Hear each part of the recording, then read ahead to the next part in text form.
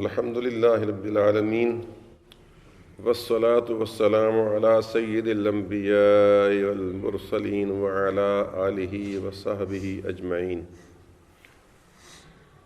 اما بعد فبسم اللہ الرحمن الرحیم۔ حاضرین کرام، کم و بیش 15 دن سے حضرت بایزید بسطامی رحمۃ اللہ تعالیٰ علیہ کا ذکر خیر چل رہا ہے۔ یہ دوسری صدی ہجری کی ایک بزرگ شخصیت ہوئی ہیں جن کا نام نامی اسم گرامی اکثر اولیاء کرام میں معروف و مشہور ہے، بایزید بسطامی رحمۃ اللہ تعالیٰ علیہ۔ یہ خراسان کے ایک علاقے میں شہر بسطام کے رہنے والے تھے اور حضور غوث پاک سے کافی پہلے ہوئے ہیں، اور آپ کی عظمت کو تقریباً تمام بزرگان دین نے تسلیم کیا ہے۔ 15 دن گزر گئے، میں نے ان کے مختلف واقعات، کرامات، ارشادات اور پند و نصائح اور ان کی واردات بیان کی ہیں۔ یہ اس لیے بتا رہا ہوں کہ نئے آنے والے کو موضوع سے شناسائی ہو جائے۔ آج 9 محرم الحرام ہے۔ وقت کا تقاضا تو یہی تھا کہ میں شہزادہ رسول کے بارے میں کچھ بات چیت عرض کروں، وہ بھی چل رہی ہے۔ آپ جانتے ہیں رات کو انشاءاللہ ہوگا بیان، مگر اس مضمون کو تشنہ تکمیل چھوڑنا بھی مناسب نظر نہیں آ رہا۔ کوشش کروں گا کہ اس میں اور اس میں کچھ مناسبت پیدا کر لوں۔ اس وقت مجھے حضرت بایزید بسطامی رحمۃ اللہ تعالیٰ علیہ کا ایک خاص قول یاد آ رہا ہے جو انہوں نے اپنے ایک نہایت عقیدت مند، ارادت مند مرید کو کہا تھا، اور اس کے مختلف پہلو ہوں گے جو قرآن و سنت کی روشنی میں عرض کروں گا، تو خاصی لمبی تقریر بھی بن سکتی ہے، لیکن کوشش کروں گا اختصار کی۔ ان کے ایک مرید نے، عقیدت مند نے، جو بہت ہی آپ کو چاہتا تھا، اس حد تک ظاہری طور پر وہ آپ کا معتقد تھا اور متبع تھا کہ آپ کبھی کبھی چلتے تو وہ آپ کے پاؤں کے نشان پر پاؤں رکھتا جاتا،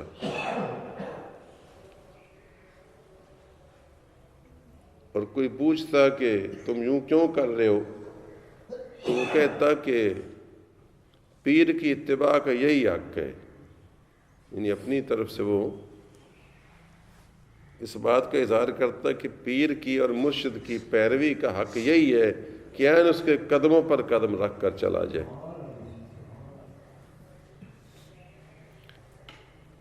تو یعنی اپنے آپ کو اتنا متبع شو کرتا تھا۔ بظاہر جس طرح اکبر نے سبحان اللہ کہا ہے، تو ظاہر سبحان اللہ کہنے کو جی چاہتا یہ اگر بندہ حقیقت شناس نہ ہو تو، کہ وہ اتنا پیروکار تھا کہ پاؤں پر پاؤں رکھتا تھا۔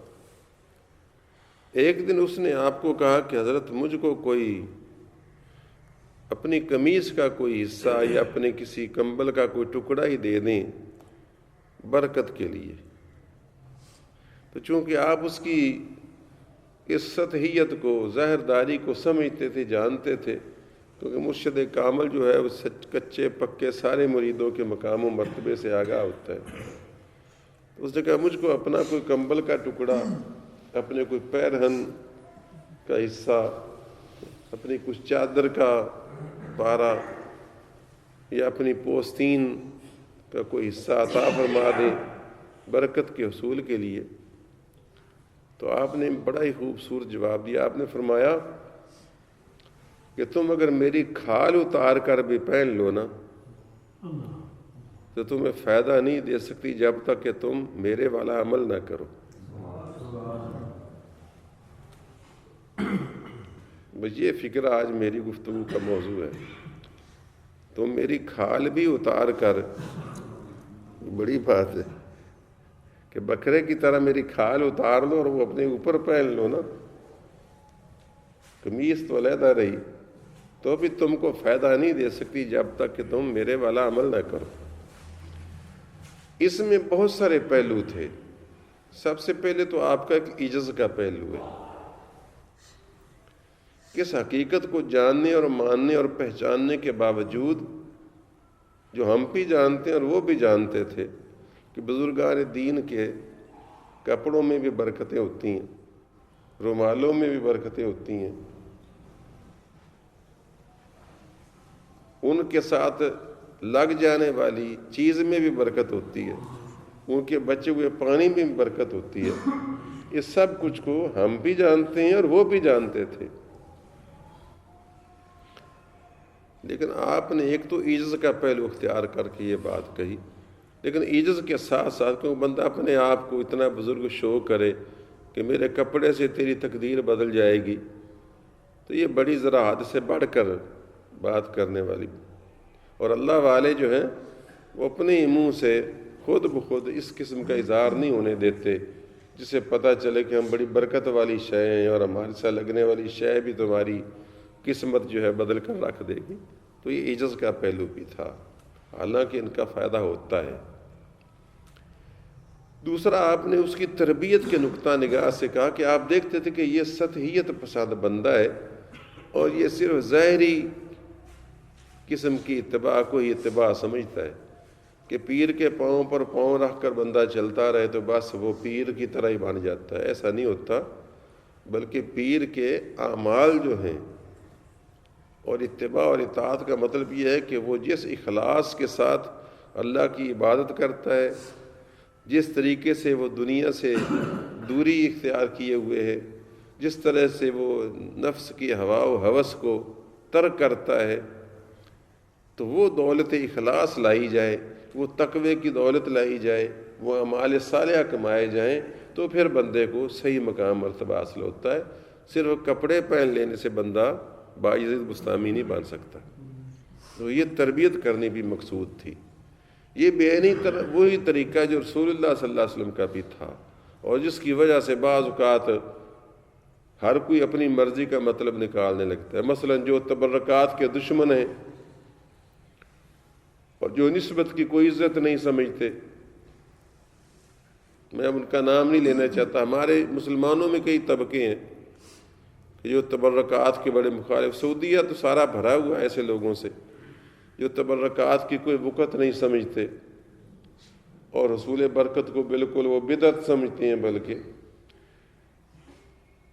تو حضور اکرم صلی اللہ علیہ وسلم نے بھی بعض وقت اسی پہلو پر بھی بات کی۔ مثلا فاطمہ کو کہا کہ اے فاطمہ، یہ نہ سمجھنا کہ میں رسول اللہ کی بیٹی ہوں، عمل کرنا عمل کرنا عمل کرنا، یہ عملی یہ عملی یہ عملی 3 بار مرتبہ فرمایا۔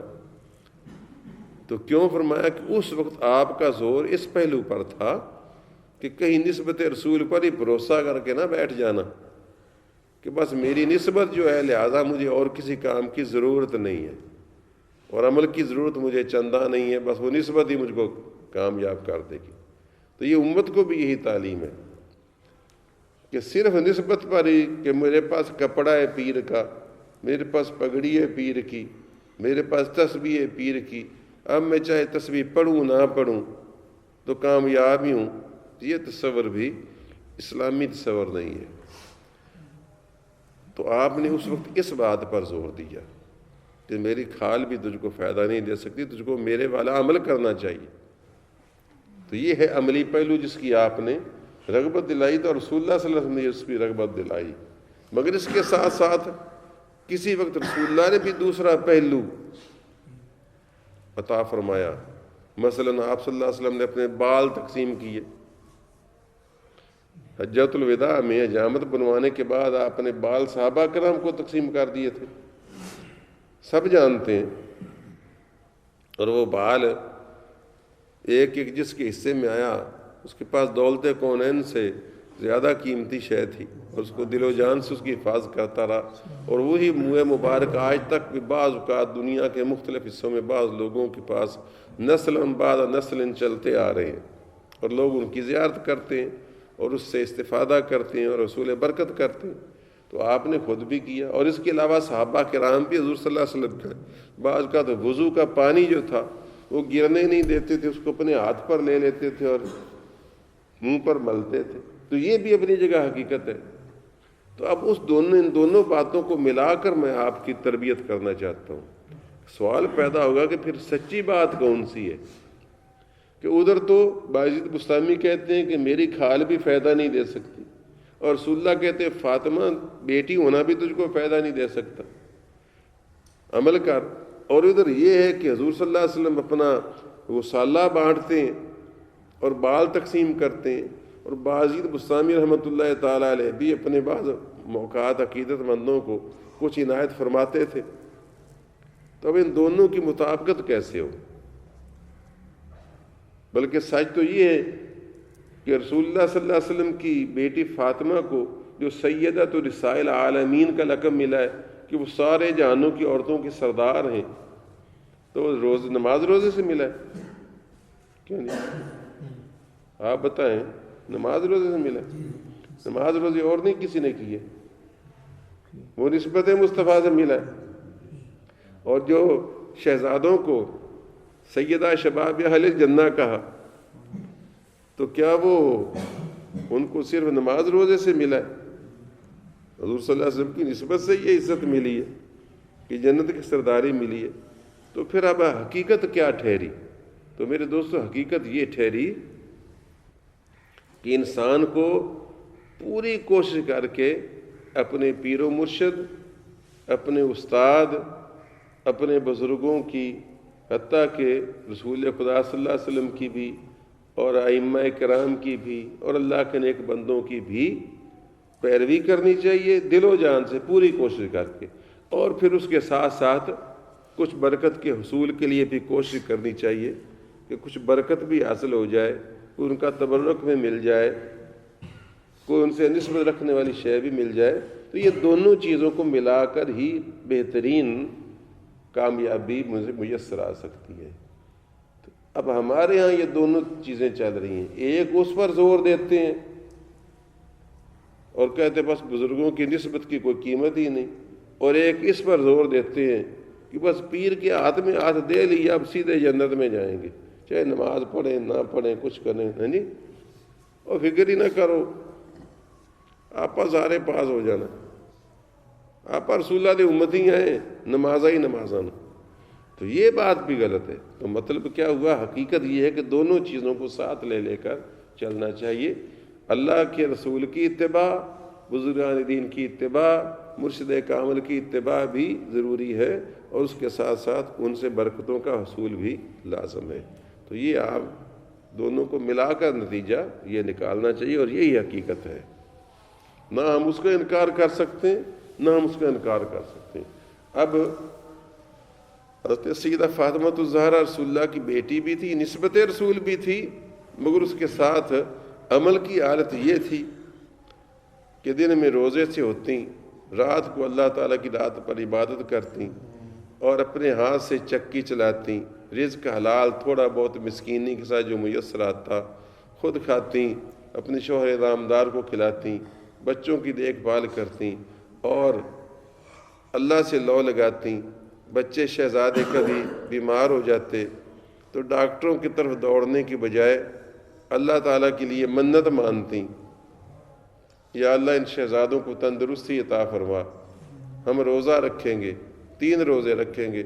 3 روزوں کی نیت کی، رات بھی قاری صاحب نے یہ تلاوت بھی سنائی تھی، 3 روزوں کی نیت رکھی۔ پھر روزوں رکھنے کی نیت کے بعد علی گئے، محنت مزدوری کی، کچھ جوش و لائے، وہ پکائے گئے، کھانا وہ افطاری کے وقت تیار ہوا تو ایک مسکین آ گیا، سارا اٹھا کر اس کو دے دیا، تھوڑا سا نہیں ہماری طرح، سارا اٹھا کر اس کو دے دیا۔ پھر روزہ رکھ لیا اسی طرح، اگلے دن پھر کھانا مشکل سے تھوڑا بہت مہیا کیا، افطاری کا وقت آیا تو ایک یتیم آ گیا، اس کو پھر سارا اٹھا کر دے دیا۔ اگلا دن پھر اسی طرح 3 دن، تیسرے دن پھر بغیر کھائے پیے صرف پانی کے گھونٹ سے روزہ رکھا، تیسرے دن شام کو پھر تیار ہوا تو ایک اسیر آ گیا۔ اس وقت طرح کے بھی قیدی ہوتے تھے جو جیل کی بجائے اپنی پابند بھی ہوتے تھے اپنے کرندوں کے طور پر، جن کی وہ غلطی کرتے تھے، اس کے ساتھ کھانا بھی بیچارے اپنا مانگ کر کھاتے تھے۔ آج کی طرح جیلوں کا تو انتظام نہیں تھا نا، تو وہ اسیر آ گیا سچ تو یہ کہ آپ کو تو یہ بھی پتہ نہیں، یہ بھی سمجھانا پڑتا ہے۔ بڑے اسلام کے ٹھیکیدار بنے ہوئے ہیں، ورنہ میں آپ سے سوال کروں کہ قرآن جو کہتا ہے وَيُطْعِمُونَ الطَّعَامَ عَلَىٰ حُبِّهِ مِسْكِينًا وَيَتِيمًا وَأَسِيرًا، تو آج کے تصور میں اگر ہم کریں تو یہ سوال بڑا اہم سوال ہے کہ وہ کھانا کھلاتے، اللہ فرماتا ہے مسکین کو، یتیم کو اور اسیر کو، تو اسیر کو جیل میں جا کر کھانا کھلاتے تھے۔ حالانکہ روایت یہی سنتے آئے ہیں آپ کہ تیسرے دن دروازے پر ایک اسیر آ گیا۔ اسیر کس کو کہتے ہیں؟ قیدی کو، تو قیدی تو جیل میں ہوتا ہے۔ تو سوال پیدا ہوگا نا کہ یہ جیل سے کیسے نکل آیا؟ تو مطلب یہ حقائق واضح کرنے چاہیے علماء کرام کو کہ اس دور میں اس طرح کی جیلیں نہیں ہوتی تھیں، بلکہ بعض نہ کوئی بھاگ سکتا تھا، نہ گاڑیاں، نہ موٹریں، نہ موٹر سائیکل، نہ موبائل کہ پابندی لگانی پڑے، اور نہ موٹر سائیکل کہ اس کی سواری پر پابندی لگانی پڑے، جائے گا کہاں؟ گدھے پر بیٹھ کر، نہیں سمجھے؟ تو وہ بیچارے قیدی ہوتے تھے مختلف جرائم میں، اور ان کے وہ قبائلی انداز میں ان کو قید کر دیتے تھے ان کے وڈیرے، اور پھر ان کو روٹی بھی نہیں دیتے تھے کہ جاؤ روٹی وہ کہیں سے مانگ کر کھا لے، تو روٹی مانگ کر کھا کر آ جاتے تھے، پھر اپنی ڈیوٹی پر وہاں بیٹھ جاتے تھے جہاں اس کو پابند کیا ہوتا تھا۔ تو اس طرح کے اسیر بھی ہوتے تھے۔ تو وہ تیسرے دن اسیر گیا، تیسرے دن اٹھا کر کھانا اس کو دے دیا۔ اب یہ اندازہ فرمائیے فاطمہ الزہرا کے عمل کی بات ہو رہی ہے، نسبت مصطفیٰ بھی ہے اور عمل مصطفیٰ بھی ہے۔ اللہ تعالیٰ نے قرآن کریم ان کی تعریف فرمائی، فرمایا یوفون بالنذر، کہ یہ میرے بندے ایسے پیارے بندے ہیں، اور یہ میری بندیاں، میری کنیزیں ایسی پیاری کنیزیں ہیں کہ یوفون بالنذر، یہ نظر پوری کرتی ہیں۔ یہ نظر مان لیں، منت مان لیں تو اس کو پورا کرتے ہیں۔ وَيَخَافُونَ يَوْمًا كَانَ شَرُّهُ مُسْتَطِيرًا، اور اس دن سے ڈرتے ہیں جس کا شر خوب پھیلا ہوا ہوگا، یعنی قیامت کا دن، کہ جس کی تکلیف ڈھکی چھپی نہیں ہوگی، کہ کوئی بات نہیں کہ یہاں سایہ نہیں تو وہاں پہ بیٹھ جاؤ۔ یہاں ہمارے یہاں شار ہوتا ہے بڑی گرمی ہے تو کیا ہوا، پپل دی چھاں میں چلے جاؤں گے، کمرے کے نیچے بیٹھ جائیں گے، بجلی کا پنکھا چلا لیں گے، بجلی کا پنکھا نہیں ہے تو UPS منگوا لیں گے۔ مگر فرمایا وہ یومن کان شرہ مستطیرا، وہ یوم ایسا دن ہوگا قیامت کا دن کہ اس دن کی جو تکلیف ہوگی وہ خوب پھیلی ہوئی ہوگی کہ کوئی جگہ اس سے نجات کی نہ ملے گی سوائے اللہ تعالیٰ کی رحمت کے سائے کے، عرش کے سائے کے سوا کچھ نہ سایہ ہوگا۔ تو فرمایا اس دن سے وہ ڈرتے ہیں، اور آگے فرمایا وَيُطْعِمُونَ الطَّعَامَ، اور کھانا کھلاتے ہیں عَلَىٰ حُبِّهِ، اللہ کی محبت میں، مسکینم و یتیمم و اسیرا، مسکین کو، یتیم کو، اسیر کو، اور کہتے انما نطعمکم لوجہ اللہ، کہ اے کھانا کھانے والو یہ ہمارا احسان نہ سمجھنا کہ ہم تم پر کوئی احسان دھر رہے ہیں، بلکہ انما نطعمکم لوجہ اللہ، ہم اللہ کی رضا کے لیے تم کو کھانا کھلا رہے ہیں، لا نرید منکم جزاء ولا شکورا، نہ ہم تم سے کوئی بدلہ مانگتے ہیں اور نہ ہم سے کہتے ہیں کہ تم ہمیں کہو تھینک یو، جی ہم تھینک یو بھی نہیں چاہتے، شکریہ بھی نہیں چاہتے، شکورا نہیں، شکریہ کی بھی ضرورت نہیں ہے۔ تو میرا مطلب ہے کہ یہ دونوں چیزیں مل کر سیدۃ نساء العالمین بنی ہیں، عمل بھی ہے اور نسبت مصطفیٰ بھی ہے۔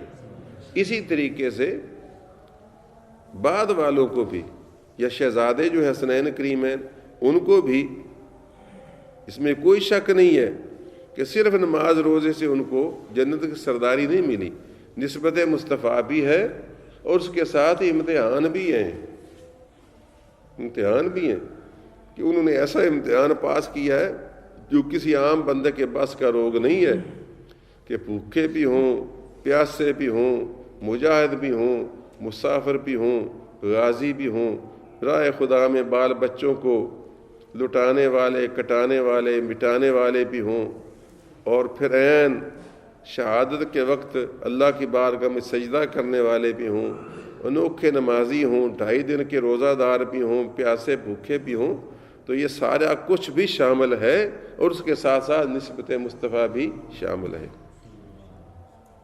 تو رزلٹ کیا نکلا کہ صحیح رستہ کیا ہے؟ نہ وہ ہے جو سعودیہ والوں نے اور ان کے یہاں ایجنٹوں نے اختیار کیا ہوا ہے کہ تبرکوں کے بالکل دشمن ہو گئے ہیں، برکت کے دشمن ہیں، وہ بھی غلط ہے۔ اور یہ بھی غلط ہے کہ بندہ نیک عمل تو کرے ہی نہ اور صرف سمجھے کہ بس میرے پاس فلانے کی منہ مبارک ہے اور میرے پاس فلانے کی خواجہ محمد اکبر کی کمبل کا ٹکڑا ہے اور میرے پاس صرف فلانی تو ہے تو کوئی بات نہیں۔ بہرحال بندے کو دونوں پہلوؤں پر کوشش کرنی چاہیے، عمل صالح بھی ہو، ایمان کامل بھی ہو، اور اٹموسٹ ٹرائی بھی ہو، پوری کی پوری کوشش ہو کہ میں اللہ کی راہ میں نیک راہوں کو اختیار کروں، نبی پاک کی اتباع اور اطاعت کروں، اور اس کے ساتھ اگر اللہ میسر کرے تو کوئی برکت والی شے بھی مل جائے تو وہ بھی عطا ہو۔ چنانچہ امیر معاویہ رضی اللہ تعالیٰ عنہ کے پاس حضور اکرم صلی اللہ علیہ وسلم کے ناخن مبارک تھے، ان کے پاس حضرت کے بال مبارک تھے، ان کے پاس رسول اللہ صلی اللہ علیہ وسلم کی 2 چادریں بھی تھیں۔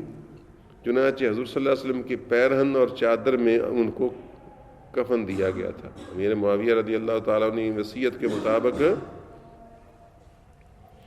یہ وصیت کی تھی کہ مجھ کو رسول اللہ کی چادروں میں کفن دینا اور ناخن اور منہ مبارک میرے آنکھوں پر رکھ دینا اور مجھ کو اللہ ارحم الراحمین کے سپرد کر دینا۔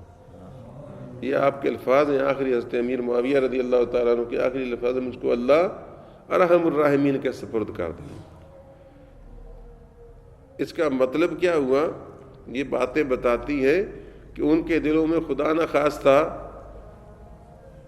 کوئی خود غرضیاں، کوئی خود پرستیاں نہیں تھیں، وہ ایک امتحان میں تھے، وہ اس امتحان سے گزرے ہیں۔ ان دوسروں پر دوسرے طرح سے امتحان تھا، نہیں سمجھے؟ حضرت علی مرتضیٰ پر امتحان دوسری طرف سے تھا اور ان پر امتحان اس طرف سے تھا۔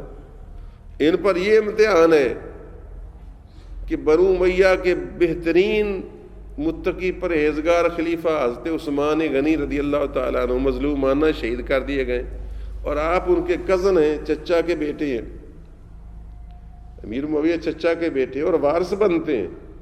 آپ کہتے ہیں میں وارث ہوں، میں قصاص کا طالب ہوں، علی میں قصاص کا طالب ہوں، میرا بھائی قتل ہوا ہے اور ناحق قتل ہوا ہے اور خلیفۃ المسلمین ہے اور مظلومانہ قتل ہوا ہے، شہید ہوا ہے، تو میں اس کا وارث ہوں، میں وارث ہونے کی اسی سے قصاص مانگتا ہوں۔ سمجھے نا؟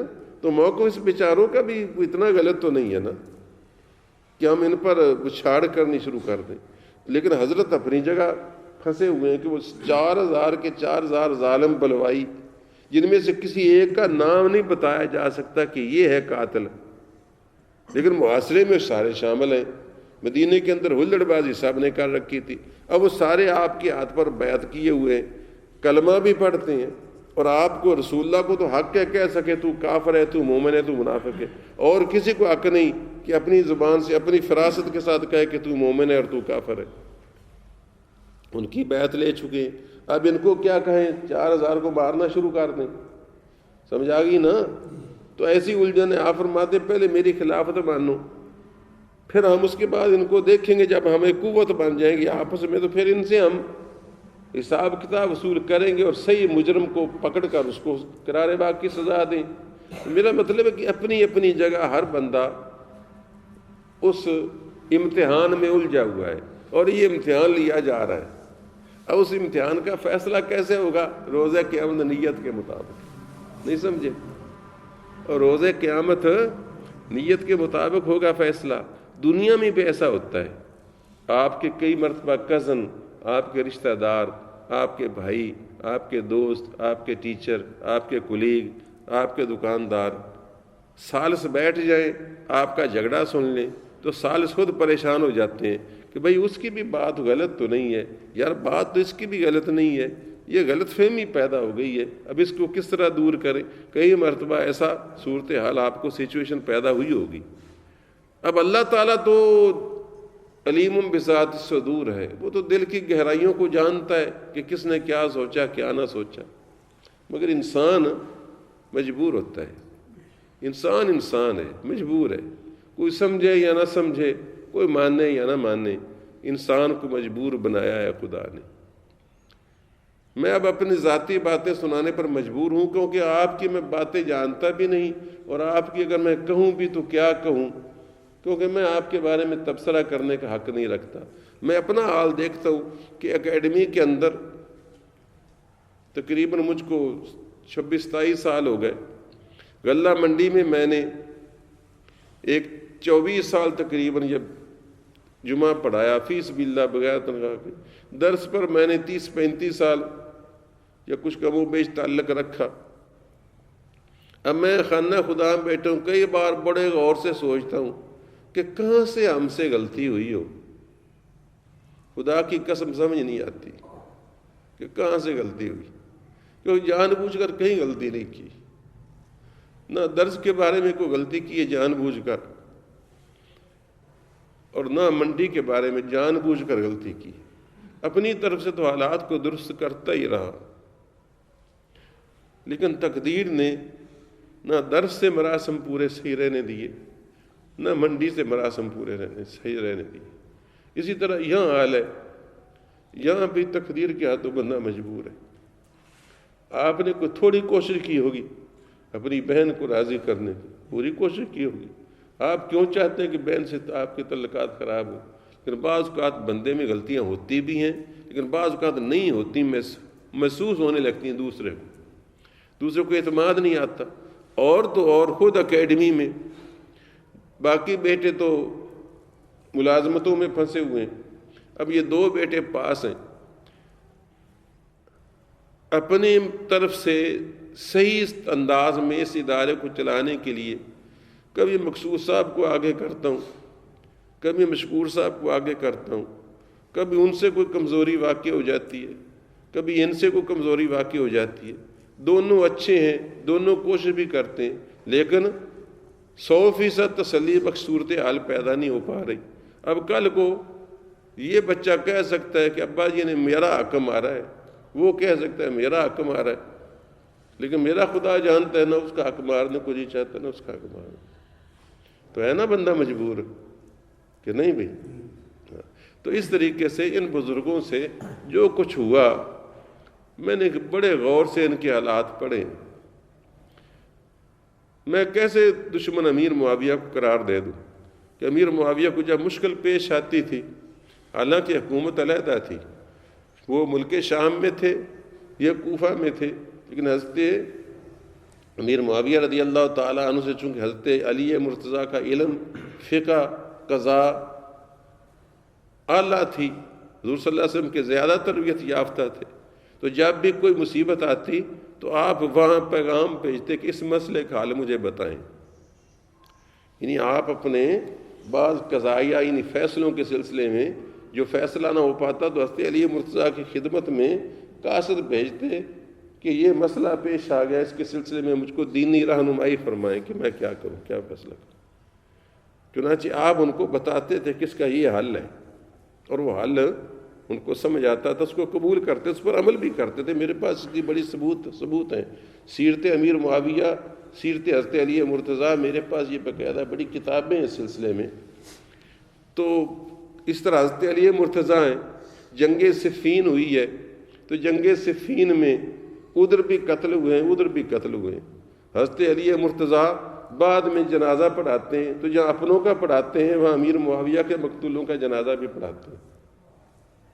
ساتھی شور مچاتے ہیں وہ بلوائی کہ یہ کیا کر رہے ہیں آپ، یہ تو کافر ہے۔ آپ نے فرمایا کافر نہیں ہے، یہ ہمارے بھائی ہیں مسلمان جو غلط فہمی کی وجہ سے اپنے لڑ پڑے ہیں، سمجھائے؟ تو گویا کہ آپ نے فتویٰ دے دیا کہ میرے نزدیک یہ مومن ہے۔ اب علی جن کو مومن کہے، ہم ان کو کافر کیسے کہیں؟ ہم امیر معاویہ کو کیسے گالیاں دیں؟ ہم امیر معاویہ کو کیسے منافق کہیں؟ ہم ان کے بارے میں کیوں غلط سلط باتیں کریں؟ تو اس وجہ سے میرے دوستو، مجھے تو یوں محسوس ہوتا ہے کہ یہ بزرگ اپنی اپنی جگہ اس تقدیر کے امتحان میں پھنسے ہوئے تھے، اور امتحان اپنے بندوں کا لیتا ہے اللہ پاک، کسی کا کسی طریقے سے، کسی کا کسی طریقے سے لیتا ہے۔ یہ امتحان میرے تمہارے بھی چل رہے ہیں۔ آپ اپنی زندگی پر غور کر لیں، کئی مرتبہ آپ نے آپ دعوے سے میں کہتا ہوں آپ نے نیتاً اچھی بات کرنے کی کوشش کی ہوگی، کیوں جی ارشاد صاحب، لیکن رزلٹ الٹا نکلا ہی نہیں۔ آپ کے تو تازہ تازہ واقعات بھی ہیں، آپ نے کتنی خدمت کرنے کی کوشش کی ہے، بعض اوقات حج پر عمرے پر اپنے ساتھیوں کی، کیونکہ آپ کی طبیعت میں خدمت کا جذبہ ہے، لیکن کوئی ہے نا اونچ نیچ جو ان کو سمجھ نہیں آتی یا آپ سے ہو جاتی ہے کہ کئی ان کے خاص دوست مہربان جنہوں نے ان بڑی ان کی خدمت کی لیکن وہ مطمئن نہیں ہو سکے۔ تو میرا مطلب ہے کہ انسان کو اللہ کریم روز قیامت اس کی نیت کے مطابق اجر دے گا۔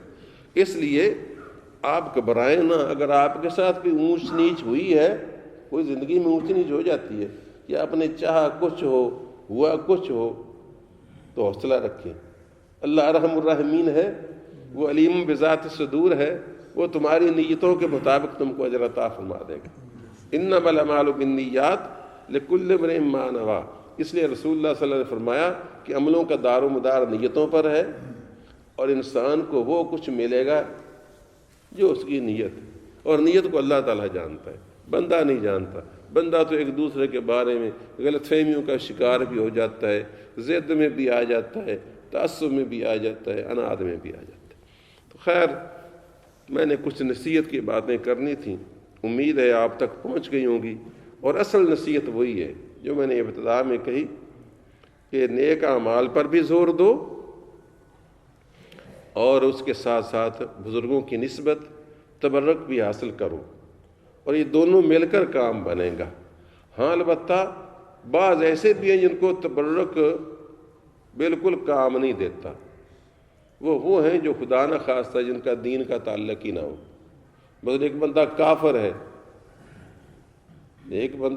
ہے تو پھر اس کو کسی بزرگ کا کوئی تبرک فائدہ نہیں دیتا، ورنہ اگر مومن ہے اور پوری کوشش نیک اعمال کی کرتا ہے تو اس کو تبرک فائدہ دیتا ہے۔ اور وہ جو واقعہ ہے حضرت نوح علیہ السلام والا نا، وہ جو اس قسم کے لوگ سناتے ہیں اکثر، جو نسبتوں کے خلاف ہیں اور تبرکات کے خلاف ہیں، کہتے نہیں میاں دیکھو نوح علیہ السلام کے بیٹے کے ساتھ کیا ہوا، تو اس وقت یہ بھول جاتے ہیں، یہ بھلا دیتے ہیں کہ نوح علیہ السلام کا بیٹا کافر تھا۔ نہیں سمجھو؟ تو کافر کو کوئی فائدہ نہیں ہوتا، کافر کو کوئی فائدہ نہیں ہوتا۔ اگر مومن ہے تو چاہے پھر خطا کار بھی ہے، اس کو کچھ نہ کچھ فائدہ اس نسبت کا پہنچتا ہے۔ بہرحال عمل پر بھی کوشش ضروری ہے اور نسبتیں بھی عزیز ہیں۔ وآخر دعوانا الحمد للہ رب العالمین، صلی اللہ علیہ حبیبی محمد وعلی آلہ وصحبہ اجمعین۔